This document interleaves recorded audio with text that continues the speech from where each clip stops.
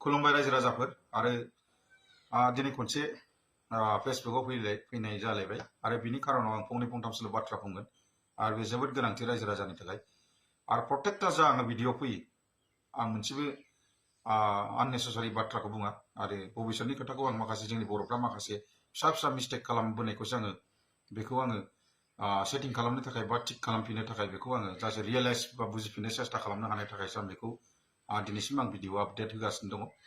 आरो बे खेथ्रआव नोंथांमोना जथेस्थ' आंनि माखासे इनिसियेटिभ होनायखौ बुजिगोन होननानै आसा खालामो दिनै आयदायाव फैनोसै होनबा आं मानो थाखाय दिनै फैदों फेसबुकआव फैनायनि खारना जाबाय जोंनि थाखाय जोबोद दुखु गोनां बाथ्रा खारन जोंनाव 15टा विधानसभा इलेक्शन सीट दङ आरो बेनि गेजेराव जोंनाव मोननै एमपि दङ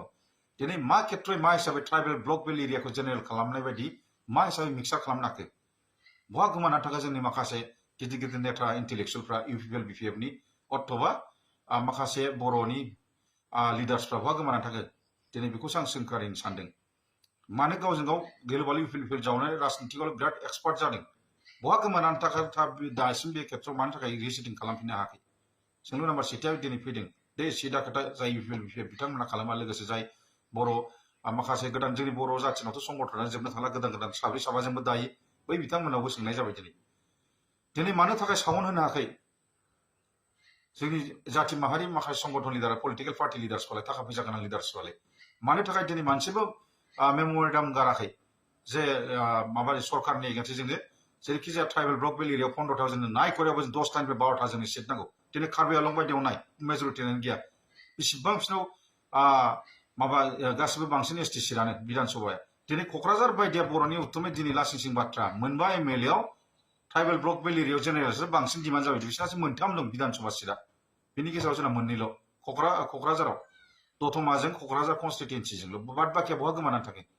दिनै माखासे लिडारफ्रा मानो बेखौ आगोलाव डिमान्ड खालामनो हायाखै दासिमबो टाइम दङ ओंखायनो सोलायनो सान रायजो राजा बिथांमोनहाबो आरो लोगोसे माखासे लिडार्सफ्राबो आवाज हो बिनि एगेन्सै प्रत्येकटा जिल्ला थांनानै गासिबो संगठनफ्रा थांनानै धरना होआबा मा खालाम मेम'रेन्डाम हो इलेक्शन कमिशनारनो डिस्ट्रिक्टनिनो बिनि उनाव डाइरेक्ट सुप्रिम कर्ट हाइ कर्टआव लयाराव केस नां जे ट्राइबेल ब्लक बेल सिक्सटिडुलियाव बोरै जेनेरेलखौ जोङो बुजाबनाखै एमएलए सिटखौ जोङो थख' बानायना हो लासिंसिं दुखु गोनांनि बाथ्रा आगोलाव सानना नाय नोङो जोंनाव 36 लाख पपुलेसन अलरेडि जोंहा साब्रै एमपि मोनो 8 लाख करि खालामोब्लाबो बा 10 लाख करिबाबो जोङो साथाम मोनो साथाम मोननायथ' दुरि खोथा सासे दाख्लै मोनदेरनायावबो मा अदालगुरि दरं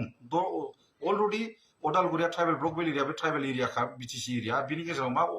दरंखौ मानो सोफाखै बे माइनरिटि एरिया ओनसोलनिखौ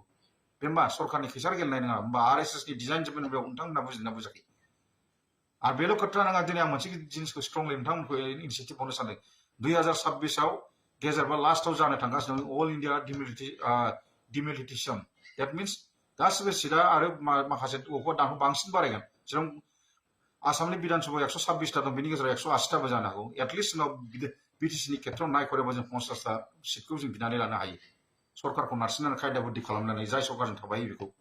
किं मेकार जानानै मावनांगौ खामानिया बेसोमोन सब समाय सोरांबानो इउपिपिएल दाबो राजनितिक खालामबाय थायो माखासे खेथ्रआव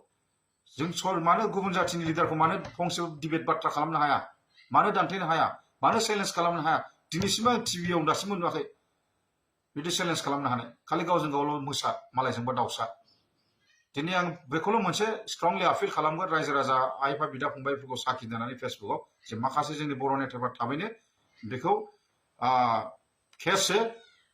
सरकाराव थानाय थायैजों खोथा गैया इउपिपिएलनि खोथा गैया आरो माखासे इन्टेलेक्सुवेलफोर दङ बनसु दं बिएससि दं एबसु दं जोंनाव गोबाङैनो संगठन गोदान साब्रै साबाजों माखासे बानायगासिनो दङ दा बैफोर बिथांमोनाबो हेफाजाब लानांगौ बे खेथ्रआव जाथिनि खाथिरआव बेखौ खालामनांगौ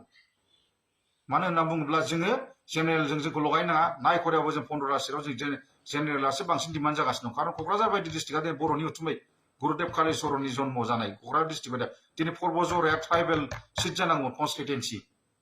कनस्टिटुएन्सिया दिनै मा जाखो बेलाय बेबो जेनेरेलसो पर्बजराया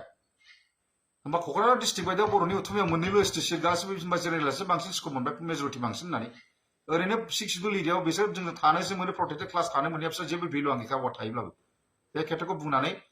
सरकारखौ थाब नारसिन आरो नांगौ सुप्रिम कर्ट हाइ कर्टआव थां केस हो जों बेखौ मानिया होननानै जोंनाव 15टा सिटआव खमसे खम जोंनाव 10टानिफ्राय 12टासिमबो जों एसटि सिट नांगौ होननानै ट्राइबेल कन्स्टिटुएन्सिखौ जोंनो बे 15टा सिटखौ जोंनो नायफोराव 10टाखौ जोंनो नांगौ होननानै जों जेनेरेल थाखाय गेलेनो थाखाय जेनेरेलबो थांनो थाखाय जों एसे होनो हागोन खिन्थु जोंना बेयाव ट्राइबेल ब्लक बेल एरियायाव ट्राइबेलासो बांसिन डिमान्ड दं बेखौ गोसोआव लाखा रायजो राजाफोर दिनै माखासे जोंनि लिडारफ्रा बहा गोमाखै दरं उदालगुरिनि एमपिखौनो लाखिनो हायाखैबा होमबा बे 15टा एमएलएखौ आरो बोरै लाखिनो हागोन सोंनो नाम्बार सेथिया बेखौसो बुंदों जोबोद दुखु गोनां बाथ्रा बेफोरबायदिखौ सोर लिडारा आवासो दिनैसिम होआखै ओंखायनो आं थानो हायैनि गेजेराव माखासे जोंनि बर' माहारिया फिसा फिसा मिस्टेक खालामबोनायावनो दिनैसिम बेबायदि जोङो दाबायदि नैबे पजिसन गाहायाव गोग्लैनानै दासिमबो थासारियाव दङ आरो भबिष्यताव जों गोलैबावगोनसो एकमात्र जोंनि जाथि माहारिबाबो जोंनि जाथिफ्राबो खालि थाखा फैसाखौल' बुजियो इलेक्सन समावबो खालि थाखा फैसाखौल' बुजियो दा मा जादों मानो लिडारफ्रा सासे सावनो हायाखै बेनि खेत्र'यै ओंखायनो दासिमबो टाइम दं सोलायनो चेन्ज खालाम